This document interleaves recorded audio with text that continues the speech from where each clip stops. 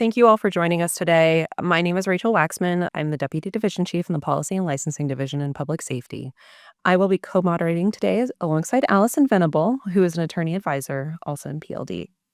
I would like to thank WCB for hosting today's workshop to discuss approaches to accelerate the transition from legacy networks to modern IP-based networks. During today's panel discussion, we will examine the IP transition from a public safety lens, and we will particularly focus on how the transition to IP interconnection can impact 911 networks. We will discuss the key challenges for 911 in the IP transition and evaluate solutions that will safeguard 911 continuity. We are hopeful that our discussion today can bring together perspectives from across communication sectors and the public safety community to identify practical solutions to help ensure the transition to IP networks not only modernizes our communication systems, but also strengthens the emergency service that the public relies on.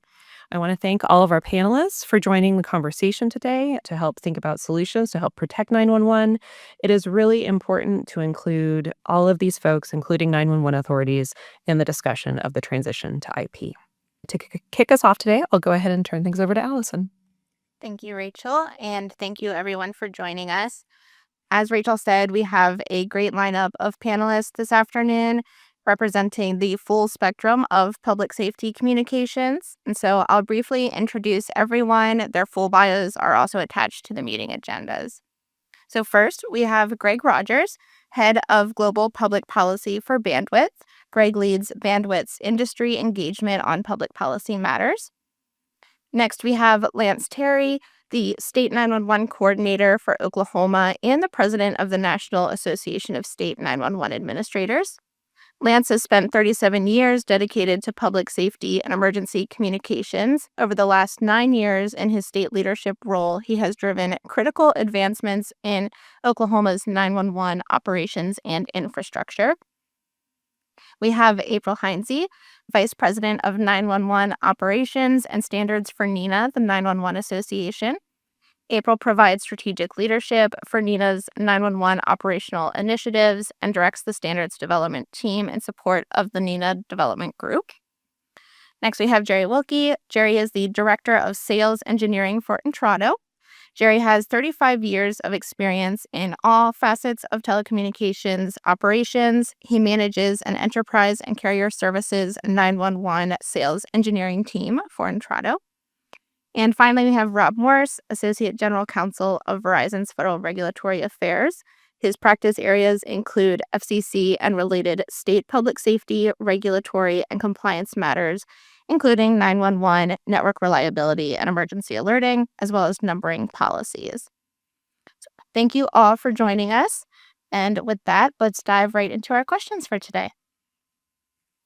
So to kick things off and level set today's discussion, could each of you please describe your organization or your member's role in the 911 ecosystem, and particularly the migration toward NG911? Greg, we'll go ahead and start with you. Thank you, Alison, and thanks for having me. And it's nice to be up here with all of the others to talk about these issues. I would introduce Bandwidth at the outset as one of the last remaining nationwide CLECs that we operate as part of our wholesale IP-based network and services that, generally speaking, support, I would say, CPaaS, UCaaS, VoIP services to resellers. That's predominantly what we do. But along with that, we also utilize our nationwide CLEC interconnected network to support 911 calling through selective routers. We're an aggregator for, again, historically voice over IP providers, but we now have a large majority of our traffic is wireless in nature. And we are very much at kind of the forefront of trying to navigate the transition away from TDM selective router, CLEC interconnection into next-gen aggregator IP and ultimately I3 traffic delivery. Yeah, thank you very much for allowing me to be here. So as mentioned, I wear two different hats. The first, I'm the State 911 Coordinator for the state of Oklahoma, coordinating efforts across 124 different PSAPs, technology, training, and moving us towards NG911. So that's obviously the my primary mission. That's the job that pays my bills. The second is I'm the president of the National Association of State 911 Administrators. And we have our goal is to make sure that we're coordinating with all the various different state 911 administrators across the entire country and the islands.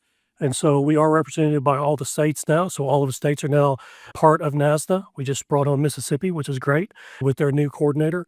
And we have 2 different workshops a year where we meet and discuss various different implementations and things that are going on in each state. And then we talk about critical things like interoperability, funding, and we bring the FCC in and various different people. It's a very good, strong group that continues to help lead the march across the country. I represent NENA, the National Emergency Number Association. We represent over 26,000 public and private sector members across many different areas. One of the things that we do at NENA is we are an ANSI accredited standards body for emergency communications. NENA's pillars include standards and best practices, government advocacy, and education. We are solely focused on 911 operations, technology, education, and policy. NENA has a team of over about 1,000 volunteers that are dedicated to our technology and operational standards for both 911 and NG 911. And we support PSAPs and 911 authorities through modernization, procurement, and operational transitions. Jerry? Thank you all for inviting me here. I'm Jerry Wilke from Intrado. Been in Intrado 14 years. I sit on the OSP facing side of Intrado. Intrado is a 911 management company only. We supply services to OSPs on the wireline, wireless, VoIP, telematics, satellite communication space. And we also build and provide services around ESI nets and call taking equipment both on-premise and in the cloud. So we're an end-to-end 911 services provider as a company. Thank you. And Ron? Good afternoon. Thanks for having us.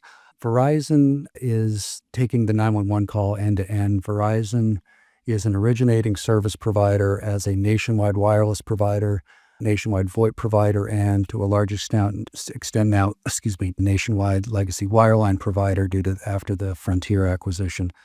We are also a legacy wireline 911 provider in two states in the Northeast Mid-Atlantic, and in a number of our new frontier markets as well. And lastly, and to some extent, interestingly for this panel, we're also an underlying transport provider for a number of variety of originating service providers and covered 911 service providers as well. What we're not, but other wireline providers is next generation communication service provider, I'll just use the term NG 911 vendor to keep it simple, that provides NG 911 services directly to 911 authorities. But we do have a lot of experience in supporting those transitions from our legacy wireline business to those third parties. Yeah, there's a lot going on in that world. Thank you. All right. Thank you, everyone. So we've already heard NG 911 come up more than once, but it's important to understand the complexities of 911 infrastructure, both at the legacy level as well as how that is changing as we're moving to the NG 911 environment. So let's begin the discussion for how to safeguard 911 services during the overall transition to IP. So like communications networks generally, dedicated 911 networks are evolving from TDM to IP, and that's called next generation or NG 911. The progress towards NG 911 has not been evenly distributed across the United States. And I'll go ahead and start with Lance. So what is the current status and progress of the NG 911 transition? And what are the main barriers for 911 authorities that want to start the transition to an all IP NG 911 system? Yeah, so you're going to hear this quite a bit. We have the have and the have-nots. And as when we were looking at doing some cost estimates, and I'll talk about those in a minute, from NASNA with our white paper we put out earlier this year, there's definitely the disparity between the two different groups. There's a lot of great things going on with Next Generation 911 across the country. But again, those are the haves. And we were talking right before the panel about why is that? And some of that has to do with the way that originally 911 was set up in these different states. Some took a perspective of letting all the locals just handle it themselves. It's a local issue. Some states took it on as it's a state issue. And those that set it up as a statewide governance structure early on, I think you see those moving a lot faster to NG 911 because they have those governance structures in place. But there is a lot of great work going on as it relates to the transition. When we polled our states, when NASNA polled our states, 40% of the respondents came back and said they did not have adequate funding to move NG 911 forward over the next 5 years. That's pretty significant. So when we're talking about that, about issues and problems as we move NG 911 forward, that's got to be at the forefront of everybody's minds when we move it forward. Another thing to consider is 4 or 5 years ago, we had a $15 billion estimate to roll out next generation 911 across the country. And this year, there's been 2 different studies that came out, anywhere from $4.5 billion to $9.2 billion. And it's a 5-year difference between those studies. So as we push forward, how long is it going to take to get us to fully NG 911 compliance? And we'll talk more about that through this panel. But I just want to stress that there's a lot of great work going on with states, but we do have the have and the have-nots, and how do we, that disparity between those two, how do we close that gap is definitely something we need to continue to talk about.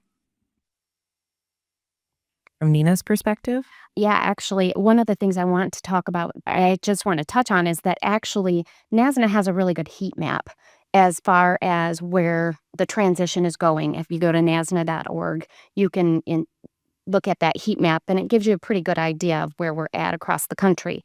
What NENA is seeing is there is a progress in it is accelerating. Progress is accelerating, but it's uneven. And many states have ESI nets, but very few actually have fully been able to retire their legacy selective routers or achieve any type of full end state NG 911. NENA's filing underscores the reality that much of 911 still depends on TDM services. And as far as key barriers are concerned, I've got a handful of key barriers that I really want to talk about, one of which is financial pressures and monopoly pricing. We heard about this a little bit earlier on in the panel earlier, but some incumbent providers are drastically increasing prices. And those prices, like one specifically on record that I want to point out in one case is in Boise, Idaho. The cost went up by 200,000%, going from about $17 a month to over $32,000 a month for some of these legacy TDM circuits. Additionally, NG 911 deployments often eliminate previous reimbursement models for competitive carriers, forcing them to pay monopoly rates for essential public safety circuits. And that's a really big problem. There's other types of vulnerabilities, operational vulnerabilities in hybrid networks. And I think that managing 911 traffic on both legacy and IP networks simultaneously during this transition increases some of the risks when it comes to 911 outages and system vulnerabilities.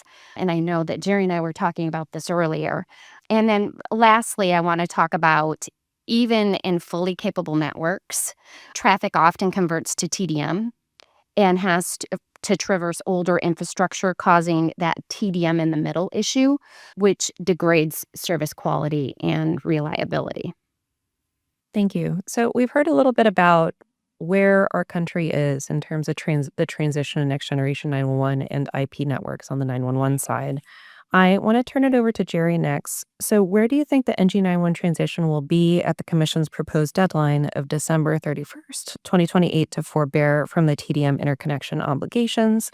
And how do you think forbearance could impact NG 911? So I ask you because Intrado is often working as a CSP. Yeah, thanks. Right now, where we are, we're at about 3,610 PSAPs are IP connected today to our network. Doesn't mean everybody has that connectivity, just saying where Intrado is right now. But that means there's still thousands of PSAPs that are not connected today. And that's where the problem lies that Lance talked about. There's the haves and the have-nots. The haves have it and have had it for a while, and the have-nots have nothing right now. And then they're sitting out there, and the cost of the circuits are going up, and they have nowhere to go. They have no IP network to go to, nor do we, which we would prefer to go to IP if we can, because of what April said about the reliability has gotten much better when you see the IP statistics on our network and outages that we have to report to the commission in our NORS reports, they go down as we move to IP. And when you can get that TDM out of the middle, that helps us too on our reliability, and it creates so much more problems on troubleshooting and trying to figure out what happened. And to get it all out of the middle of that would be great. So what I think is going to happen by 2028 is there's going to be a lot of have-nots left. They're probably going to be U.S. territories, maybe tribal areas, maybe the state of Alaska is going to be a problem spot, I believe. And those are the areas that you could focus on. I was telling one of you, I don't remember which one of you I was telling you, I just this morning had our GIS department do a map on our connectivity right now, showing where we have where we have TDM only in the U.S. by PSAP and where we have IP. And I found it fascinating to see it on an actual U.S. map to show. A client asked me for it, and one of our OSP clients, and I thought this is pretty interesting to see it this way graphically. You can see the regions of the country where it's lacking right now. A lot of it's out west. Alaska is one of them. But then you look at the state of Hawaii, been an ESINet on an ESI net for years. So it's not everywhere that's been a problem. It's isolated to places like Lance said, where you have states that set up 911 control early on and took that control and worked as a collaborative team to create, like Hawaii and other states that have done that. And then there are states that have done nothing. And that's a problem. Does that answer your question? It does. Thank you very much. I'll go ahead and pass it over to Alison. So I think in addition to this have and have nots discussion, one thing that April, you mentioned is that even in places that have transitioned, there could still be reliance on TDM, even if the PSAP, say, has transitioned to NG911. And so one thing I think would be really helpful for everyone to dive into is this role that the transition can play in both a legacy and NG911 environment. And so, Greg, maybe you can set the stage for us here. Right now, where does TDM still remain in the 911 call flow? And from originating service providers to both legacy and NG911 jurisdictions, and how dependent are carriers and PSAPs on these legacy transport paths? Thank you. One thing that struck me about Jerry's comments, and certainly April's too, that I think is worth following up and Lance's, the have and have nots comment and putting it up against what we heard in the first two panels and recognizing that what we're talking about is rural call completion. Fundamentally, those are the have and have nots. And so I think one of the things that got us going in the first place with tying together TDM interconnection as a CLEC, TDM delivery through selective routers, were the proceedings that the commission had on outage reporting. And at the time, they were ramping up PSAP outage reporting. We thought that NENA could help us figure out how to go about doing that in a sort of centralized way. It's really hard for OSPs to do it themselves. They use aggregators like ourselves. And they don't know when we're having an outage. We don't know if they're having an outage. That whole sort of thing kicked off an analysis of ours to figure out like what's happening with outages. And the answer has been outages, and I think Jerry just said it, in the TDM selective router context have been going up. They're much more common to occur now for the reasons that we've been talking about, we talked about this morning. And I think that will continue to be the case as costs skyrocket. We certainly are looking at our business cases in these smaller markets don't make sense. And so we're being confronted with that challenge of, we have 31 million 911 endpoints across the country, but when you drill down into specific markets and you look at the costs that we're incurring, you can't make sense of it. Yet those customers of ours across the board expect us to have that coverage. And again, the sort of coverage map, we're doing similar things. Where are we connected to next gen? Where are we relying upon selective router connectivity? But the current state is the vast majority of our traffic is flowing through selective routers and not through next gen solutions. And some people are further ahead. Massachusetts is one of those places that's been way out in front. We're having our own challenges there with the fact that they are so far out in front. Others are just coming online.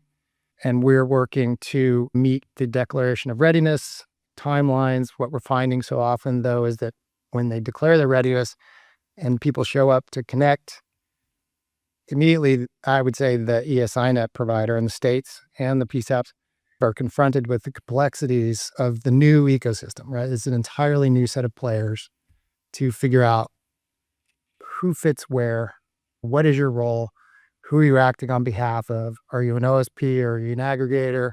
Are you the connectivity to a PSAP? And so the Declaration of Readiness so often is way premature, which then means that drags on much longer than people thought it would, and the dependency on the selective router remains. And that, I think, is a reality that is going to exist for a number of years. And the cost of maintaining connectivity to selective router, needing local interconnection, is going to be there. And so as much as people want to try to move their voice services into all IP exchange scenarios, you have to maintain the selective router connectivity. And I think people really have to understand that's true and figure that out while costs are going through the roof. I see Lance and April are both chomping at the bit. So Lance, why don't we start with you? Taking a little bit different perspective as it relates to how this affects 911. You got the ingress into 911, it goes out. So when you look in how we define it in Oklahoma as citizen to 911, 911 responder, and that kind of thing, you have to take that into consideration. So some of those things that we're dealing with right now is the call handling equipment that we're using today. It's necessary for that call handling equipment to actually hear a dial tone before it can transfer a 911 call out using a 10-digit number or something like that. And what we found in Oklahoma is that if you cut that over to wireless, doesn't give you that dial tone, the system doesn't recognize it and it doesn't dial out. If it's a voice over IP and there's some type of work going on within those voice over IP lines and it doesn't give dial tone, then it's not going out. So we're actually having to monitor dial tone on outgoing lines from our 911 equipment to make sure it's still there and remains there. And it's little things like that. And then you look at alerts and warnings. So we get 911 calls coming in. How do we notify the public? How do we get that information out? Sirens, radio console connections. So a radio console may have a wireline connection to the repeater.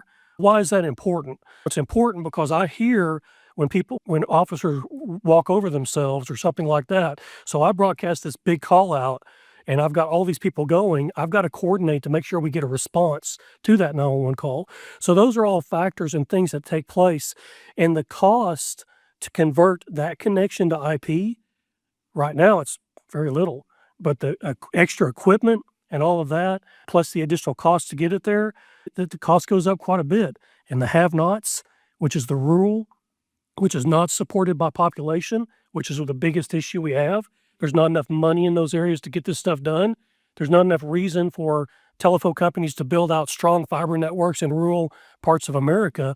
Those become huge factors when it comes to rolling this stuff out. And then I'm just going to add that last statement that he said, that last mile fiber. A lot of our NG deployments today, we actually still use TDM in our backup paths. And there's also that last mile fiber. Sometimes it is nothing but more than a TDM circuit because we just don't have that built out. And that is really important. One of the really important reasons why we need extra funding to deploy next generation 911 to be able to fill those gaps. Rob, are you looking to say something as well?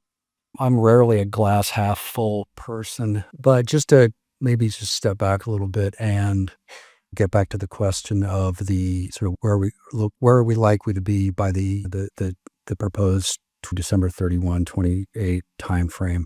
I think I don't disagree with really anybody here that there are going to be TDM dependencies for some period of time where the PSAP and its 911 vendor haven't changed, are still in TDM. There has to be a TDM connection somewhere, even for those in IP. But you think the Commission's NG911 rules have been in effect for barely a year now. We are just on the Verizon side, and this is not a subset of the number of IP connections Intrado has set up, but we are working through at various stages, phase one requests for over 2,600 markets covering over 2,600 PSAPs. A lot of, particularly on the wireless side, a lot of phase one is up and running. We expect phase one for wireline. In some wireline markets, especially on the frontier side, it has started, and we expect it to be starting in earnest for the Verizon wireline business imminently, if it hasn't started already. And so there has been, even just in the first year of the NG 911 rules, some significant progress, and we don't see that slowing down. The more 911 authorities are stepping up, more states are stepping in, but yeah, they're not to diminish the challenges, which are going to be very real in a lot of markets. There is progress being made, and so we'd caution against any sort of assumption that there's a binary choice as between the the TDM sunset and NG 911 implementation. Thanks, Rob, for backing us up to that second question as it relates, because I've got some statistics I think it's important that we gathered from our states. When we do our study and we started looking at what's NG 911 going to cost, we ask specifically, when would your state be asking for phase one IP transition? And 21% of the states either were unknown or after 2029 for phase one. 34% of those states that reported back for phase two was going to be, there's 34%, it was either unknown or after 2029. So when you think about 2028 being the deadline, and you got 21% for phase one and 34% for phase two, I think that paints a pretty clear picture on where the states are at as they move forward towards that 2028 deadline. Thank you, Lance. I think, as we've heard throughout our panel and earlier ones today, there are a lot of different arrangements for how not just the IP transition, but specifically IP interconnection can occur. And maybe Jerry and Rob, you can split this one, but can you just explore how, for originating service providers, what types of arrangements are needed to connect to selective routers, and for covered service providers, what frameworks, whether interconnection agreements or BDS arrangements, are necessary to get connection to the PSAPs, just to bring 911 more into the context of that overall conversation that we heard earlier this morning as well. You're right. Interconnection agreements have always been, even in my wireless days, something we had to do to get access to selective routers, and they continue to be important for now. It's a transition to the new infrastructure. It just depends on, I think, the entity and the state you're dealing with. So we're seeing different contractual arrangements based on jurisdiction or area that we're going into. I think the problem for us as an aggregator of 911 traffic, almost the same as what Greg's company at Bandwidth does, is you have to have a path forward for IP connectivity available for us to get to. And if we don't, we're stuck on the TDM with the interconnection agreement we already have as an aggregator of that traffic. Or an OSP is in the same role. They're stuck on a selective router connection that they've had for years and years. Now they don't have the path forward. They have no IP interconnection or no ESInet available for them to move to until there is one funded and in place. They're stuck, some of these OSPs, and you especially look at rural LECs in some of their smaller areas. They're really stuck because they may have no path forward until somebody builds something for them or puts fiber in for that network as an ESInet provider in the state. On the OSP side of things, traditionally, you go back in time, what's needed is basically a dedicated, diverse connections between, whether it's a wireless MSC, again, another dated term, a wireless network, or in the VoIP case, a server of some sort of diverse direct connection to the point of interconnection, which traditional or demarcation point, which in a traditional world is in a legacy world is the input to the selective router. In the NG 911 world, it's typically a gateway facility of some sort. Today there are other methods involved. There's direct IP connectivity in areas that have started to migrate to NG 911, and there are a lot more sort of third-party aggregator arrangements that support the multiple kinds of connections that are needed. So I think at some level, the solutions or alternatives that are out there have evolved with the marketplace to a large extent. Thank you, Rob. Lance, did you want to respond to that? Yeah, so one thing that was brought up to me actually this morning on another call was that some of the providers that are out there, specifically in rural America, that have fiber networks are hesitant to sign SLAs to provide public safety grade level of service. They provide commercial level of service, but they're fearful of those SLAs. So one thing that I think we have to do and look at is how can we support public safety, get the right SLAs in place, and complete the mission, but also answer these questions for these smaller mom and pops that are out there that have fiber networks on the ground, but are fearful of some type of punishment or something that happens to them. Thank you, Lance. I think this is a really helpful background to bring 911 to the forefront of this conversation of how to decommission TDM without risking this access to emergency services. So I think we're going to slide a little bit into discussing some of the challenges and dependencies related to decommissioning TDM. And for that, I will switch back to Rachel for the next question.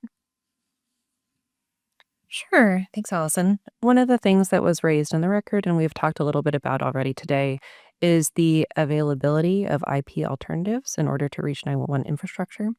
And the timing of TDM decommissioning is obviously an issue related to that as well. So this is a question. This is a question for Jerry. We heard a lot of talk about reliability and resiliency in some of today's earlier panels. What are the options that are available for IP connectivity to 911 infrastructure when TDM facilities go away? And I'm especially interested in how the public internet connectivity may address reliability concerns for 911 or not. The public internet. Oh boy. I'm glad you brought up SLAs because I think that's a thing we have to discuss if you're going to talk about running traffic across the public internet is how are you going to engineer and do that? A lot of the connectivity that we prefer right now are network-to-network connections or NNI circuits into an EZInet, which are private Ethernet or some type of MPLS or some other type of circuit going in that has service level agreements on them from the service provider that we buy them from. We're not a company that wants to rely on going virtual private network or straight over the internet for a bunch of reasons. You don't get the SLAs, or we worry about the reliability. Any latency issues could come up. And how do you fix them? You're going over the internet. Now you have no way to go to your circuit provider because you don't have one. And you also have to worry about security. So those are some of the things you have to think about when you're going through this transition is security, latency, reliability are important for 911. And that's something when I'm at the table talking to our customers, OSP customers, I get asked that all the time. How are we connecting into you? How are you connecting into the 911 network? They want to know how this is done. Does anyone else have anything that they would like? Greg, yes? I think that was one of the things that struck me in the earlier panels as people talked about resiliency and reliability, but nobody necessarily teed up the issues in the context of 911. And I think, Jerry, one of the things that you are saying, but I'll say a little bit more clearly, we're talking about emergency situations, right? And so the idea that you can brush off quality of service or brush off the reliability in a voice world, if that's a rural end user and that's all they can really expect, that's not the same situation in a 911 call. And I think for us, we're in both places for bandwidth. And we've always been interested in getting to all IP, interconnectivity, interoperability. We're an IP-based network and service provider. And that's been our interest all along. But there has to be a transition in a way that makes sense. And we heard in the earlier panels too, that sort of giving people this idea that you're going to forbear from the current rules. And when we're already seeing evidence sort of preview, right? I think Bridget was the one who used the canary in the coal mine analogy. If it's a Wild West, we're hearing all these things. And then you put that in the context of 911 calling and you've got real big problems for consumers, right? Again, not to lose sight of the consumer who wants to make a 911 call and expect it to be answered and have emergency responders respond, right? And I think those things are super important to always remind ourselves of in this kind of a discussion. Thank you. I want to give anyone else the opportunity to respond if you'd like. Otherwise, we'll move on to the next question. There are many different ways that folks have raised in the record to address some of these challenges specific to 911. Some of them are about improving communication and coordination between different entities that are involved in the 911 process. So, for all of our panelists, let's talk about how effective communication and good faith negotiation can be leveraged to help facilitate this transition. So, what for 911 would meaningfully improve some of the transitions away from TDM interconnection toward IP interconnection at designated NG911 delivery points? And what additional communication or coordination may be needed for PSAPs that have not begun the transition to NG911? So I'll throw that out to the group for anyone who would like to respond. Lance? Yeah, I'll give you a high-level answer to that. You have to communicate early and often. It's as simple as that. I believe that some of the downfalls that we've had our side trying to deploy NG911 is we don't necessarily communicate with our telephone providers in our states. And all of a sudden it's like, hey, we're going to do this, let's go. And in Oklahoma, I speak at all 3 of our telephone conferences every year. And they call me ahead of time and they can't wait to hear from me, which is odd sometimes coming from me. But the realistic thing is you have to communicate early and often. Relying on rules and laws and the big iron fist to get anything done doesn't work. It works, prolongs things. And I firmly believe that we have to communicate with our telephone providers. We have to have them understand where we're at in each state early and often and get them prepared to understand what does phase 1 and phase 2 mean. They're getting a different perspective on their side of it and what their legal opinions are being told. Well, what's that mean to us? What's it mean for the citizen that needs to call 911? What's it mean? I actually said this at one of these conferences. It was in Missouri, actually. It was a multi-state. And I told some of those small mom and pop companies, if you stay analog, you will die on the vine, and you've got to move forward. So please understand this has got to move forward, and we've got to continue to communicate and work together. And so, again, that's a high-level view of my perspective on this. I know you probably want to get in the weeds a little bit more on what the FCC can do to do that. But my challenge to the telephone industry and my challenge to my peers at the state and even the regional level is start the conversation, keep the conversation, at least talk on a twice-a-year basis. Where are we at, where are we going, and what do we need? So I want to add to that. Yes, communicate early and often, but it's important that it's joint planning as well, right? So there has to be joint planning sessions between carriers and 911 authorities. I think it's going to be important that we extend notice periods to between 12 and 24 months. Clear documentation of IP interconnected requirements are also going to be important. Coordination for jurisdictions needing IP to TDM conversions. Coordination is absolutely key, right? That's so important. And then there's got to be mandatory testing before, during, and after transition, whether it's routing, location, callback, failover, outage notifications, and even restoration procedures. That's absolutely key. Rob? Just one of the challenges that we're all facing here is that 911 call paths have been cobbled together lots of different ways across lots of jurisdictions.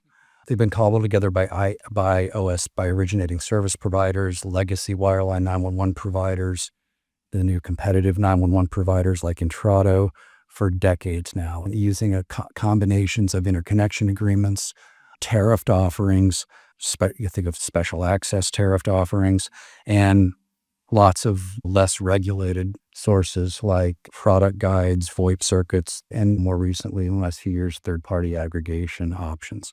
So what looks like a plain vanilla DS3 circuit to the provider offering it might be a 911 carrying T1 to the provider who relies on it. And similarly, in a similar vein, what looks like a plain vanilla T1 purchased directly off of a wireline tariff might have been cobbled together to support a covered service provider's 911 call path offered directly to a PSAP.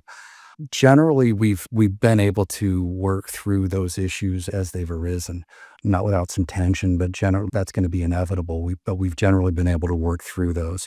And if you look at the general framework that the Commission adopted in the 214 forbearance context, which is at least a minimum 90-day prior notice, direct points of contact, responsible, diligent points of contact, and significant information in terms of the specific facility involved, the geographic area involved, getting that process, that notice process started so that these facilities, so that the 911 carrying paths can be smoked out at the outset is going to be really important. And from our perspective, having a target date of December 31, 2028 as the target date here at some level creates the right incentives for all stakeholders and to start looking at that seriously rather than kicking the can down the road, because as Lance said, at a certain point, it's not going to be sustainable no matter where the state of the market is.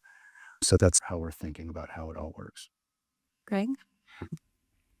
Yeah, thanks. I'm listening to Rob's comments and nodding my head a lot early on until right at the end. I think his description of cobbling together, you might call it a patchwork quilt, like there are lots of different architectures and arrangements out there to establish call delivery. And that's true in the 911 context. It's true in the voice context too. I think one of the things that people commented on in the voice context is that and it's absolutely true for bandwidth, that 95 plus of our traffic is a direct traffic exchange. And we retain like interconnection really purely for numbering rules and having numbers work in rural areas. And we are seeing call failure situations like people talked about in rural areas, just calls, with that remaining, call it 5% of our traffic.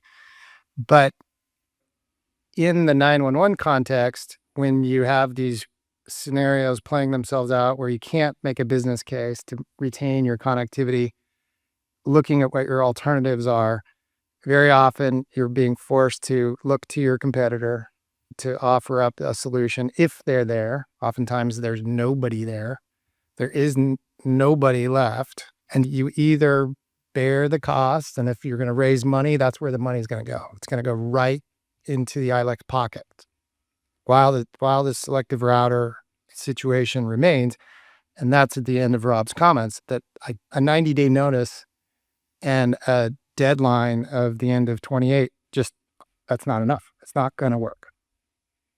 Thank you, Greg. And I think we will settle for mostly agreement. That'll be a good expectation from the panel. I think one thing that sticks out is public safety operates in worst case scenarios, and it's the 911 calls that really need to make sure that they go through. And so what are some of the specific conditions that could be implemented before sunsetting or decommissioning TDM that would preserve 911 connectivity for any of the infrastructure that impacts 911 traffic? Anyone that's itching to take it? Otherwise, I'll just Greg, quickly say, I really do think it's going to be important to recognize where these distinctions are. Looking at 911 architecture, specifically 911 situations, specifically, and how that can be addressed independently from what is otherwise trying to be accomplished in the voice all IP transition scenarios. But right now, they're inherently tied together. And so breaking them apart and dealing with them separately is going to be a challenge. But I think that is one thing that, can and should happen. Yeah. One thing we have to do is we have to ensure that these IP connections are truly public safety grade. I mentioned this earlier, but we've got to figure out to make sure that it's at the highest level of support. I mentioned the dial tone on voice or IP phones that come through, and if they're doing service on it, may drop that dial tone. That's unacceptable. We've got to have solid IP connectivity that's going to work across the board all the time. And back when I was a PSAP director, oversaw the radio system, and our radio system was connected to a controller that was hundreds of miles away. And we moved and we changed over to another vendor for cost-effective measures. And when we did, that vendor would shut us down about once every 2 weeks from 2 o'clock in the morning till 3 o'clock in the morning. And so we've got to put those safeguards in place to make sure that these are public safety grade connections. Those SLAs are in place, that they understand that you can't just take it down. You've got to reroute. You've got to do things like that. Very important. And the second thing I want to add to that was just the fact of just costs. April mentioned this. What was the percentage? 200,000. 200,000. And what was reported to me by one of my states that I polled last week was a 10,000% increase in these transition periods. Folks, I don't know if you know it or not, but it's hard to get money out of the government. I know it's hard to believe that in Washington, D.C., but when it comes to states, it's difficult. It's very difficult to raise fees, raise 911 fees, and do things like that. And I'm staring at the people in the room that lobby against raising those fees because it's a cost to your customers. And we get that. We understand the impacts on that. But it's so difficult to get funding just to support NG911. And when you look at 40% of our states are out there saying we don't have enough funding today, and then the cost to transition what we thought was going to be just current costs, okay, the $19 a month, now it's $32,000 a month. We don't have funding for that. So we've got to take some immediate action on some of those things to make sure that we can stay funded, that we don't further delay the full implementation of NG911 because we're trying to transition over. And now I've got to go back to the well and ask for more money. And I don't know if people know this or not, but it could take 2 to 4 years to raise a fee at the state level. That's what it takes. We just got to be very conscious as we move forward with that. April? And adding to that, we're talking, Lance was just talking about next generation 911. Think about those PSAPs who haven't even started or states who haven't even started that. They're still stuck in legacy, but their costs, their TDM costs are going up exponentially. They don't have the funds today to be able to cover those costs. And where does that money come from? It comes from other parts of the PSAP's budget. So that means that they're cutting staffing, they can't upgrade their technology, et cetera. So it's really important that we understand that it doesn't matter if they're transitioning to next generation 911 or if they're stuck in legacy, they're being affected by this today. Thank you.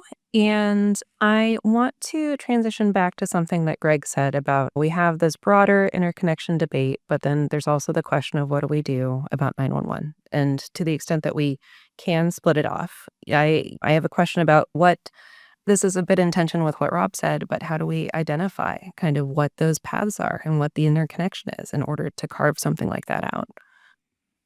Yeah, no, thank you, Rachel. I think I would say that question is another one of the kind of key events along the way that has caused us to get really involved in this discussion is the sort of petitions for waivers to discontinue. And they were oriented in a way that suggested that it was just trying to get end users and consumers of TDM services transitioned over to IP services. But when we saw the notices coming out, and it was up, we didn't really know that we had to watch like hawks for this stuff. Notices come out and we see that we're among the affected consumers as a CLEC getting our services under tariffs, under ICAs. And we had to sound the alarm to say, no, you can't discontinue that because that's a 911 circuit. And it is just that, to Rob's point, which is, and that's where we feel like just a 90-day notice. It's exactly why we think a 90-day notice runs the risk of things slipping through the cracks, really. And you can't run the risk of things slipping through the cracks if it's a 911 service.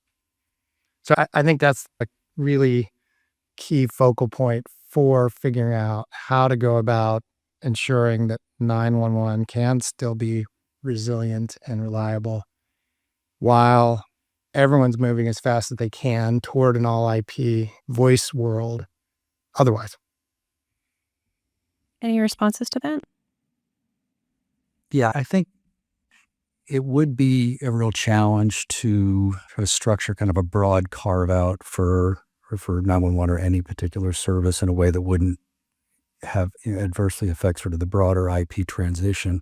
But there has to be an expectation that where 911 call paths are discovered in the decommissioning process, that all the parties involved, including the party that's seeking to discontinue the circuit, work diligently, collaboratively to find alternate paths.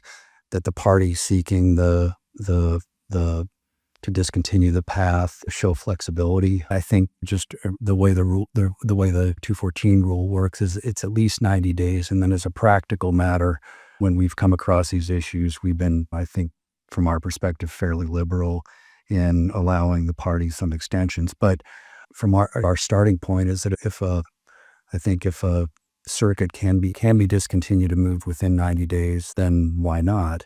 And if it can't, and if there are real extenuating circumstances, then there of course should be some flexibility.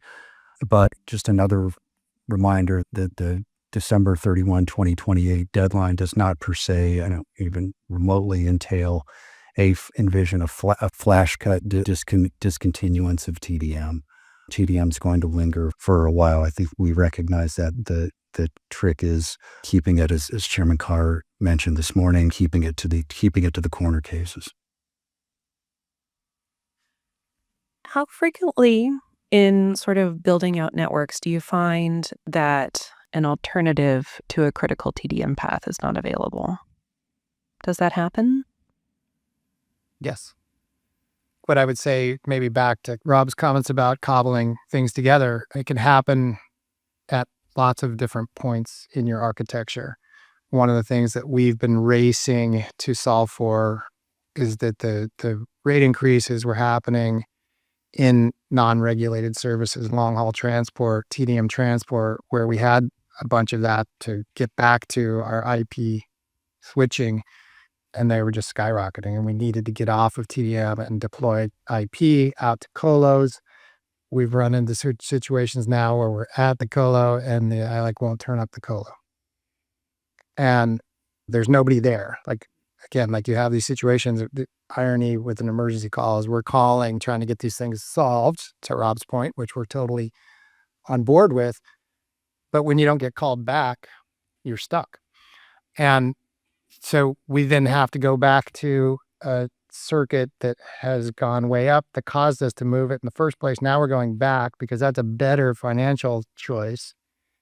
And that might get turned down. And again, to this point, and we've certainly talked about it, that long haul transport component is going away rapidly. You look around to see what the alternatives are in the marketplace, and there are zero.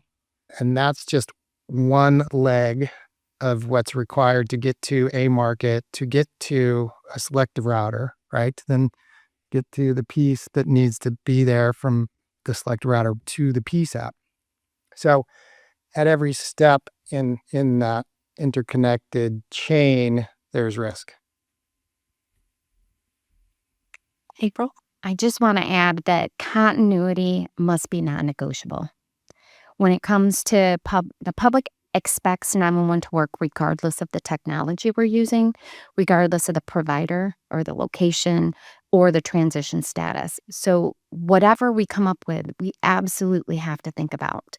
As Greg has mentioned, I know that there is a lot on the record on this, but we have places that are just shutting it off. And then there are people who cannot reach 911, and that cannot happen. So you talk about the impact and different things with converting to IP. We had a small telephone company in a very rural area of the state of Oklahoma, down in the Wichita Falls area of Texas. It's just north of there. And they transitioned from analog telephones over to voice over IP. And it took months. They actually worked with Intrado, and I was on the phone with Intrado, and we were down to the wire of basically where that whole area that was covered by that telephone company was not going to be able to call 911 because we could not find a connection into the selectable router for a voice or IP connection. And the connections that were being used were being turned, they were actually turning them off from this other voice or IP provider. So again, it's transition, but there's so many different points, that, as Rob mentioned, of how these things are integrated together, and they've been put together over decades of time. And that's just one of the things that just happened in the last few months. And it was down to, we thought that they were not going to be able to call 911 because they had transitioned to IP, and we weren't able to get them connected to the selectable router. Yeah, I'd like to comment that we have to have some kind of way to do exceptions around forbearance if needed. In April's right, we got to have continuously provide this service. And when we get a notice of we're going to turn down the circuit at Intrado, they're sending it to a 911 company. So if we're telling you we have no other path, we're not making it up because we've been doing IP for decades. So is Greg's company. So we want to move to IP, but if we can't, we don't have a way to get there, we're going to have to work with it. We have to communicate, but there's got to be a mechanism to understand that this is 911 traffic and it can't go dead in Wichita Falls, Texas, or anywhere else in the United States if it's existing. We need to keep providing it for the public. Good. So that's not negotiable. April's right. We have to figure this out and work together. Thank you, everyone. So I'd like to move on to a final summary question. I think that we've talked a lot about what the issues are with the problems for maintaining 911 connectivity as we transition away from TDM to IP. I think that this is one of the things that when the chairman was talking earlier about making sure that all the pieces move along, 911 is definitely a very critical piece. So this is a round robin statement, so I'll start with Greg and then we can just move down the line. So in your opinion, what would be some of the most helpful, specifically tailored safeguards for 911 or a combination of safeguards for 911 to preserve the continuity of 911 traffic during the IP transition? So my quick answer that I think maybe is something that we've all discussed and there's agreement among us here is that we have to nip the rate increases in the bud.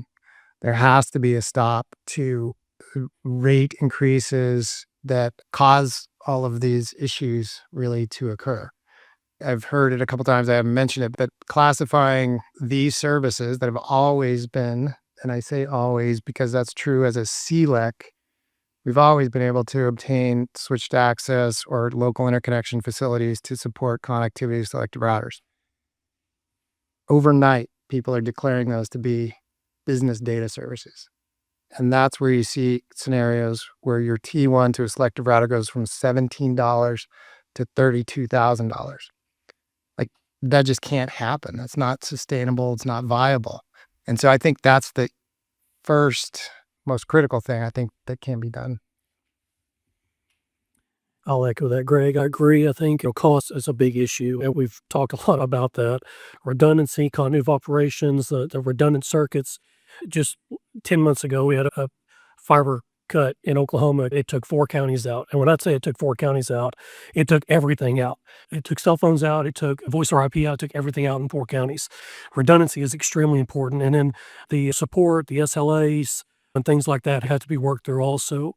And since this may be the last time that I get the microphone because we're about out of time, it sounds like we're doom and gloom up here, and we're not. I'll just be honest with you. We are looking forward to going true IP end to end. We cannot wait for this to happen.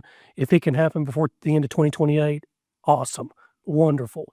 It provides us continuity of operations. It provides us better redundancy.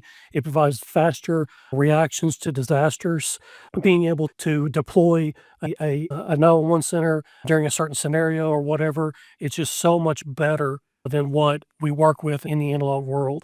Lease technology works best right now. As Rob mentioned, it's a very complicated system to get a 911 call into your 911 center.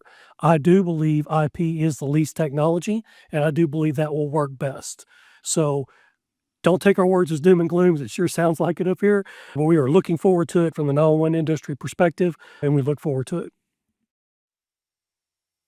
Okay, adding on to my esteemed colleagues here, I think one of the things that's really important is alignment with carrier modernization with NG911 architecture. It's going to be important that standards-based interconnectivity is using NENA, ADIS, and IETF frameworks. I'm going to go back to mandatory testing and coordinated cutovers. These are very important. And most importantly, we need to ensure that TDM requirements do not outpace PSAP readiness. I think my list I'll start with, again, to over-communicate exceptions for forbearance need to be, there's some kind of framework or guidelines need to be put in place for that. Adequate notice time. Are you getting a 90-day notice, and if it takes 6 months to deploy NNI circuits, that's not enough time. You need that exception. Single point of contact at some of these ILECs for 911. I don't want to steal this from a movie, but I don't want to hear, we get this all the time from our engineering department. We got the Potomac two-step on it. We can't figure out who to talk to at the ILEC anymore because the people we had in our contacts are either retired or gone now, and we have nobody that wants to take accountability, and they just send us a disconnect notice. We can't find anybody to talk to. That's serious stuff. You're going to turn down 911 and we don't have anybody to talk to. We can't have that. So that needs to be fixed. So I think that's most of mine. And then we've already talked about the price thing that needs to be stabilized. I think I'll mostly echo Jerry on the